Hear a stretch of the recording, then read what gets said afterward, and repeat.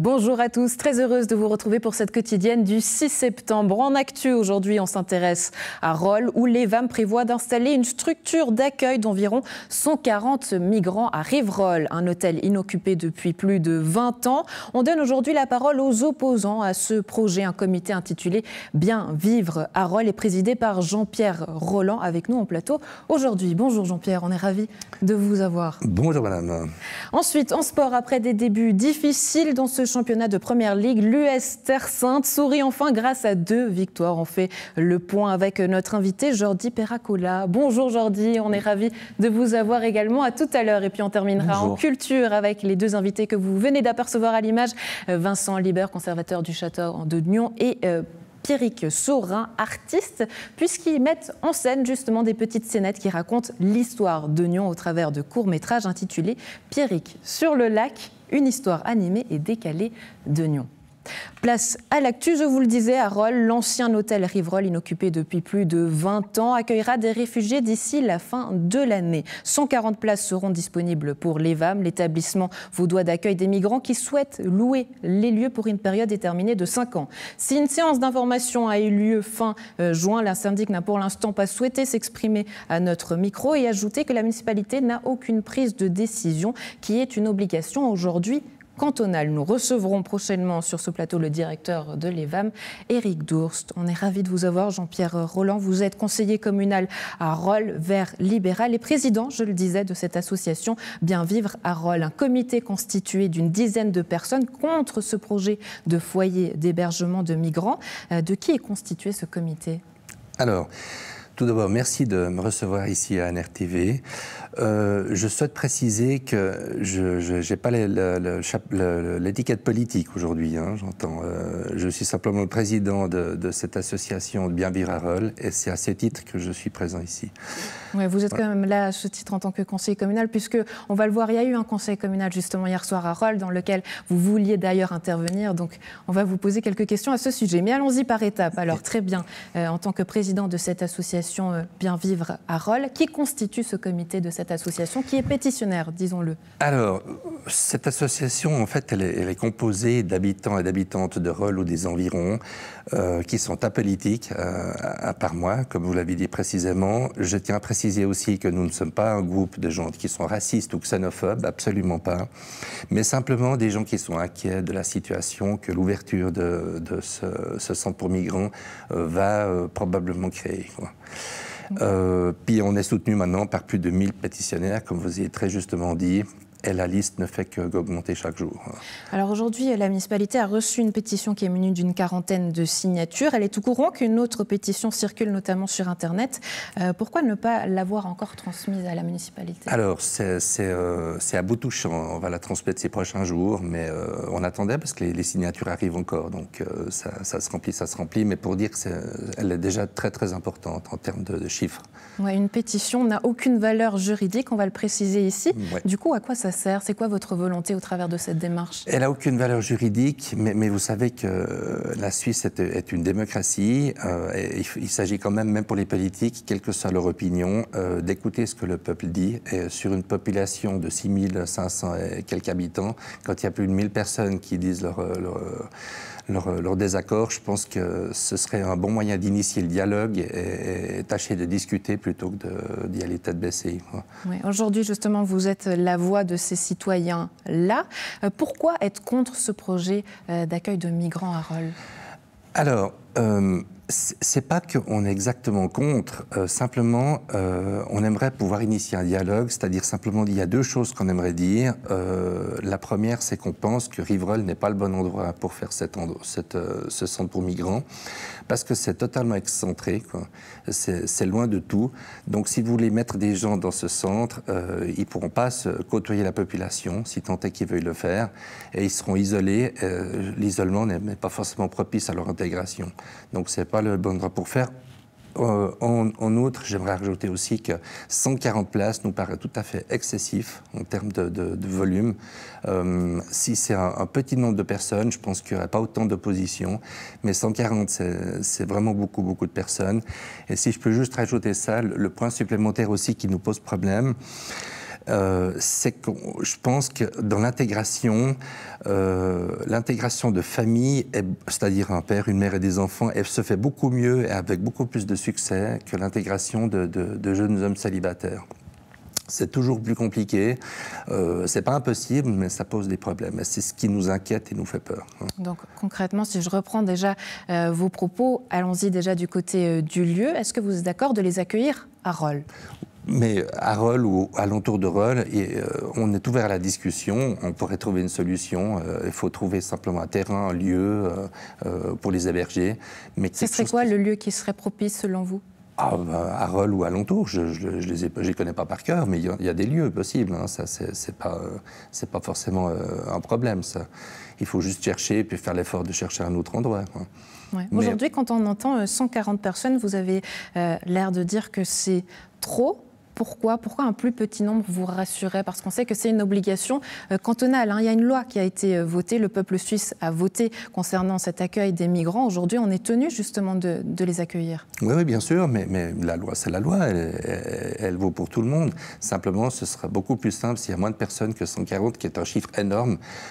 Imaginez 140 personnes, je ne sais pas si vous connaissez le lieu de Rivreul, ce sera énorme. Et il y aura 140 migrants. Forcément, ils vont remplir le centre. Donc ça, c'est la porte ouverte à plein de soucis et plein de problèmes par la suite. Alors qu'un nombre plus restreint... Mais quel problème, justement, j'aimerais comprendre, parce que l'EVAM, c'est quand même une structure qui est professionnelle, qui sera en charge de ce lieu. On sait qu'une quarantaine de personnes qui sont employées par l'EVAM vont justement être sur le lieu pour accompagner l'accueil de ces migrants. Du coup, qu'est-ce qu'il y a de compliqué? Alors, si, des problèmes, il y en a toujours. Je ne sais pas si la caméra peut faire un zoom. C'est le 20 minutes d'aujourd'hui, hein, donc j'ai rien préparé, je l'ai pris ce matin dans la cassette. C'est une fois de plus un jeune dans un centre d'une vingtaine d'années, célibataire, où ça s'est mal passé à Yverdon parce qu'en fait il a je crois volé une voiture et puis il a fauché une personne et puis cette personne est décédée. Alors c'est un exemple parmi beaucoup d'autres. Il suffit de regarder ce qui se passe dans les centres de... Ouais, c'est un exemple, mais on ne peut pas en faire une généralité. Est-ce que ce n'est pas un peu du populisme aujourd'hui de prendre cet exemple-là et d'en faire justement un lien avec ce qui se passe à Rolle? Non, vous avez raison. Heureusement, tous ne sont pas comme ça c'est clair. Bien sûr que non. Mais j'entends ces cas existent, ça c'est clair. Il ne faut pas le nier. On voit dans les centres de Boudry et de Cassot, ils ont plein de soucis. Il y a des cas qui se présentent mieux, c'est clair, des situations qui évoluent mieux. Mais ces cas, il faut en être conscient. Et quand le développement n'est pas fait de manière... comment est-ce qu'il faut dire, harmonieuse. Ouais. L'accueil n'est pas fait de manière harmonieuse. C'est la porte ouverte à ce genre de dérapage. Et ce genre de situation arrive aussi de la part de citoyens qui sont suisses et même roulois. Je peux vous dire, j'ai été en contact avec notamment le propriétaire de l'hôtel qui nous disait avoir reçu notamment aujourd'hui le matériel qui avait été subi quelque part des violations. Et il me disait, c'est des fils d'avocats, donc c'est des Suisses. Ah, mais vous avez raison. Non, mais je n'ai pas dit... les Suisses ne sont pas parfaits non plus, hein, ça c'est clair. Simplement, on veut se prévenir et prévenir les Relois d'éventuels, comment est-ce qu'il faut dire, de problèmes qui vont survenir, problèmes qui peuvent être même aussi graves que ça c'est déjà assez grave, mais il y en a aussi beaucoup d'autres. Simplement, et c'est plutôt initier le dialogue que s'opposer. Parce que là, il n'y a pas de dialogue du tout. Il faut bien comprendre que la Confédération, le canton et la municipalité de Rolle agissent d'une seule voix. J'entends, ils sont tout à fait pour, et puis passer, il n'y a rien à voir, il n'y a aucune discussion qui est initiée. Quand vous avez 1000 pétitionnaires qui font état de leurs soucis, je pense que la moindre des choses, ce serait de dire, écoutez, on va tâcher de trouver une solution qui satisfasse tout le monde. Mais Jean-Pierre Rolland, est-ce que la municipalité a le choix que de recevoir ces migrants? On sait, c'est une obligation cantonale, vous l'avez dit vous-même tout à l'heure, on est quand même d'accord avec ça. Oui, c'est une obligation, mais vous pouvez aussi faire valoir l'inquiétude de vos concitoyens. Je pense que c'est le devoir d'une municipalité. Et ils sont nombreux, les gens qui sont inquiets.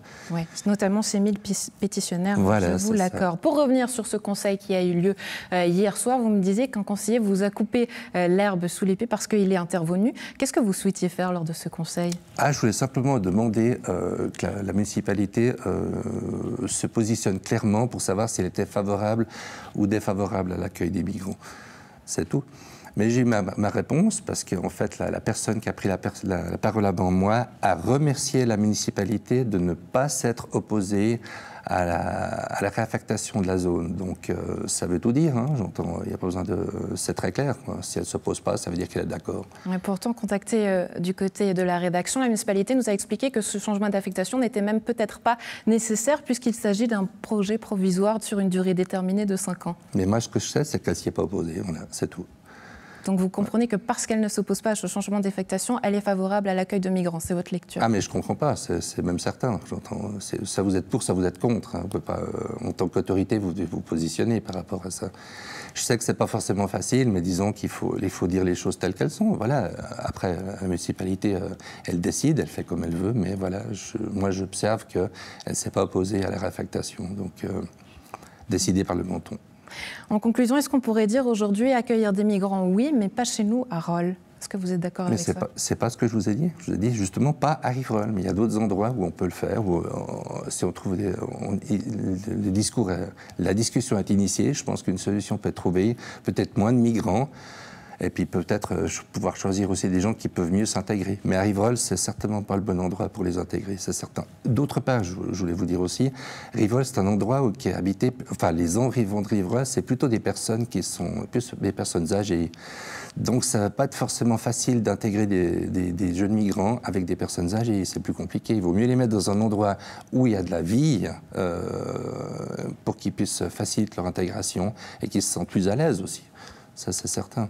J'aimerais terminer sur un aspect qui vous concerne peut-être vous plus personnellement. Aujourd'hui, vous avez accepté de prendre ce positionnement public. Vous êtes le seul parmi ces pétitionnaires. Pourquoi ?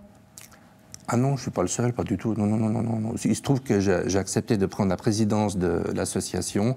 Non, on est d'autres. Non, il y en a un groupe WhatsApp, on se voit régulièrement. Il y en a d'autres, mais est-ce qu'ils sont prêts à prendre la parole aujourd'hui publiquement ? Vous m'avez dit que c'était compliqué de les faire venir quand même sur ce plateau. Il y a des gens aussi, c'est aussi par timidité. Certains, ils n'aiment pas prendre la parole en public, ils n'aiment pas être à la télévision, ils n'ont pas cette expérience. C'est pour ça qu'ils ne l'ont pas fait, mais ce n'est pas du tout qu'ils ont peur ou quoi, qu'ils ne sont pas d'accord. On est tous assez soudés de ce côté-là, quoi. Le comité plus les pétitionnaires, probablement, s'ils nous soutiennent, c'est qu'ils sont d'accord de dire qu'il y a un problème. Jean-Pierre Rolland, président de Bien Vivre à Rolle, merci beaucoup d'avoir répondu à nos questions. Excellente journée à vous. Je vous remercie, madame. À très bientôt. Bonne journée. Au revoir.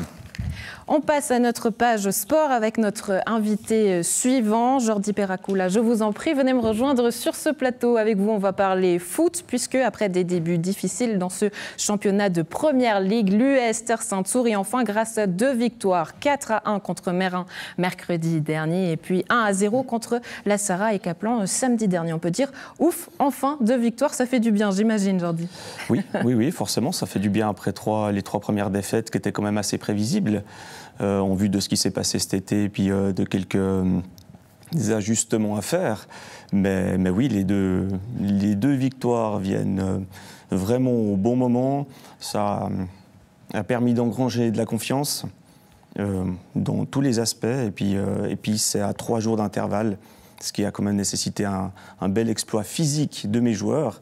Et puis c'était parfait. Ouais, qu'est-ce qui a permis ce déblocage selon vous ? Il fallait du temps. On a eu quand même quelques surprises cet été avec quelques départs inattendus. Quand même 5 joueurs qui étaient titulaires, ou en tout cas potentiellement titulaires, qui ont quitté. On a remplacé toujours en fonction de la politique du club par des jeunes ou des joueurs de la région.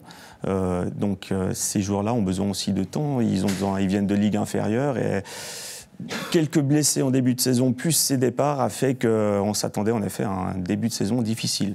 Et 5 matchs, 6 points, on est dans le juste. Oui, si on revient justement sur ces matchs qui ont été compliqués, 11 buts encaissés pour un seul inscrit, comment on explique ? Alors ça fait partie des ajustements qu'il faut trouver dès qu'en tant qu'entraîneur on arrive dans un nouveau staff, un nouveau club avec des nouveaux joueurs. Il faut mettre en place une idée de jeu. Et puis les blessés, les changements de dernière minute a fait qu'on n'a pas pu travailler aussi bien que ce qu'on aurait souhaité. Et puis la Première Ligue, c'est un niveau très exigeant. Et puis il suffit qu'il y ait 2-3 petits déséquilibres pour que ça donne ce genre de résultats. Un challenge pour vous aussi, puisque vous aussi vous avez changé de ligue.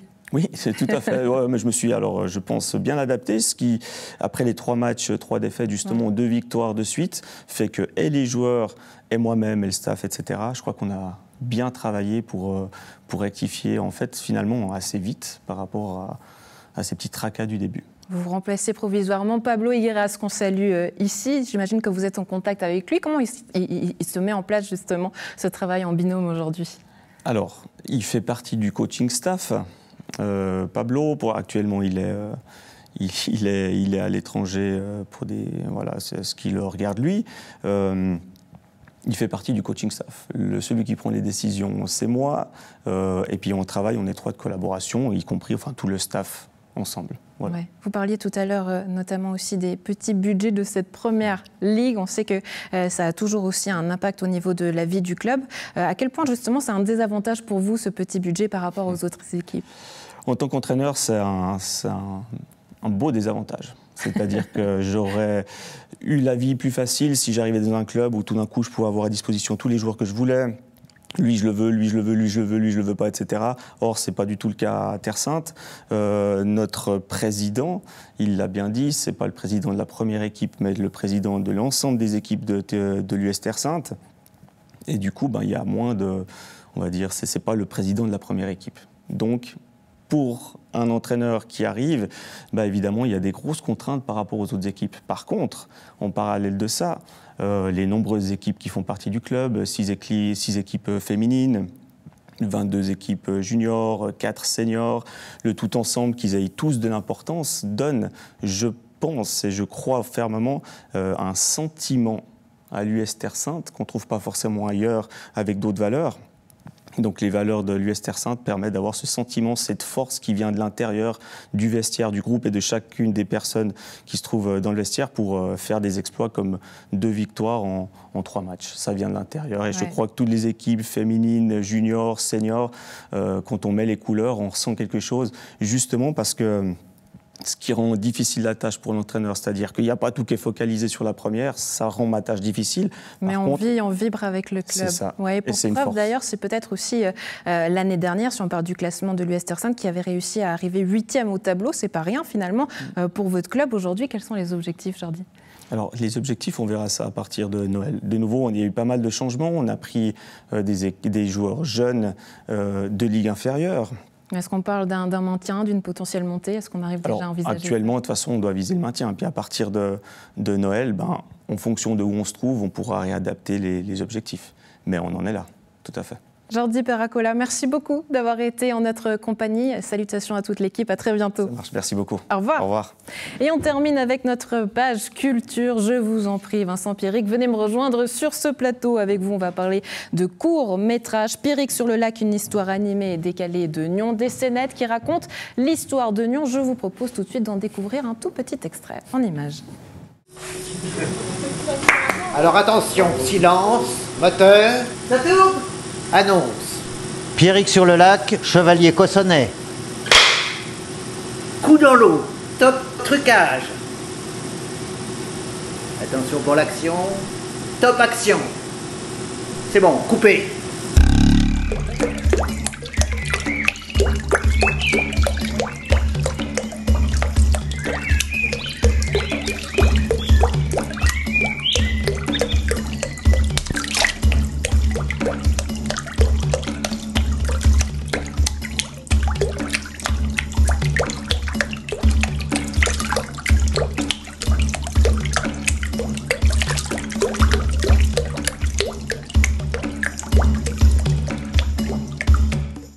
Une fresque animée dont vous avez vu juste à l'image un teaser. Surprise donc pour le reste. Le Château de Nyon diffusera donc tout ça dans le cadre de son exposition permanente. Vincent, c'était quoi le but justement de ces petites vidéos, de ces petites scénettes comme on les a appelées?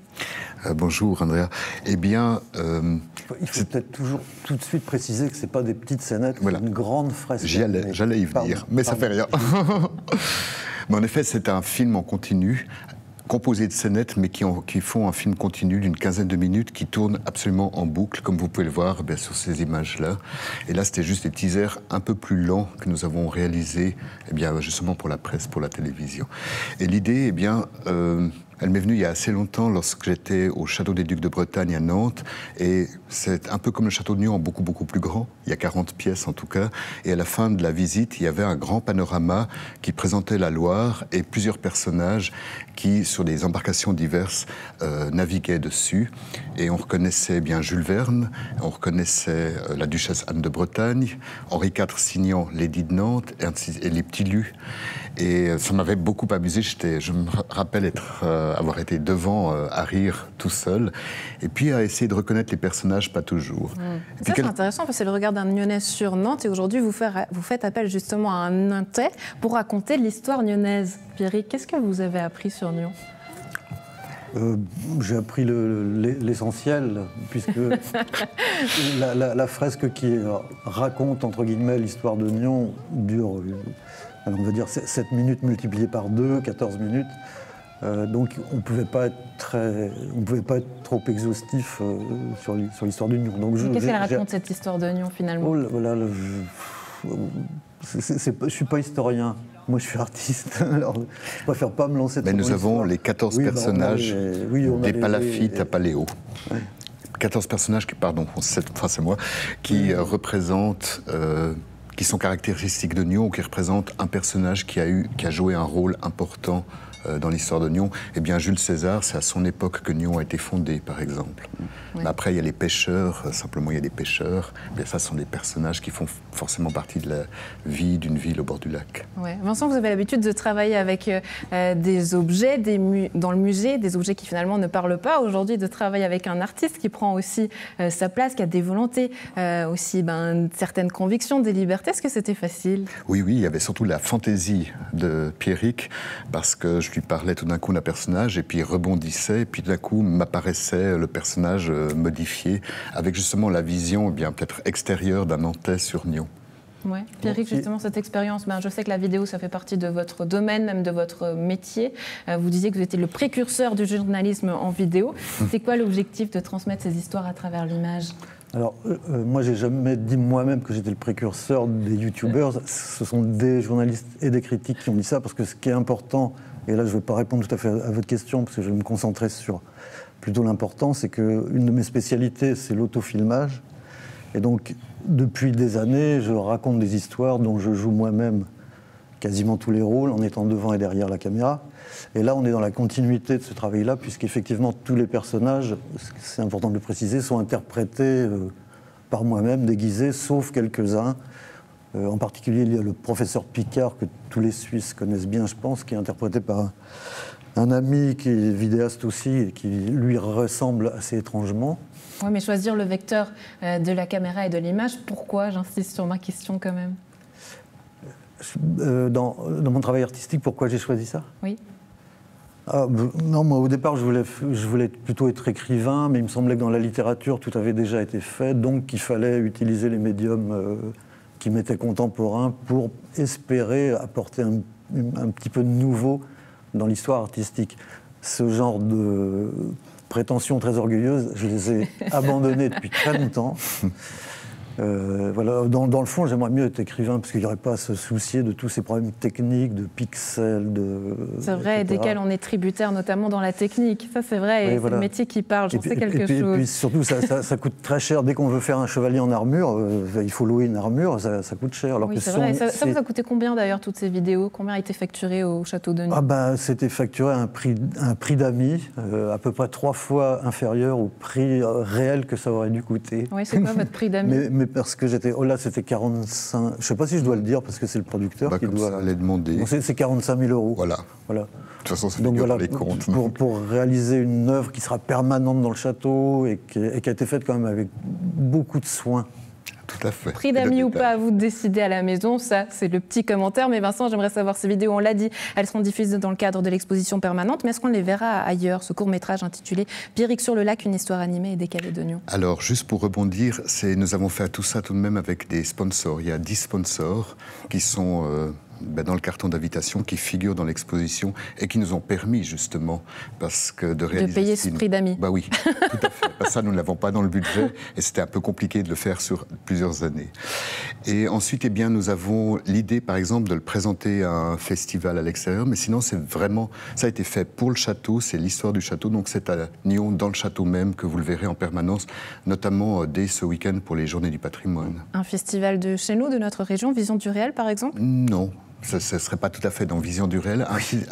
Je ne pense pas. Même si Vision du réel est citée naturellement dans ce film, mais dans un autre type de festival. Vincent Pierric, merci beaucoup d'avoir été avec nous. On se réjouit en tout cas de voir à l'image ce court-métrage intitulé Pierric sur le lac, une histoire animée et décalée de Nyon. C'est tout pour aujourd'hui. On se retrouve à partir de demain. Belle suite de programmes.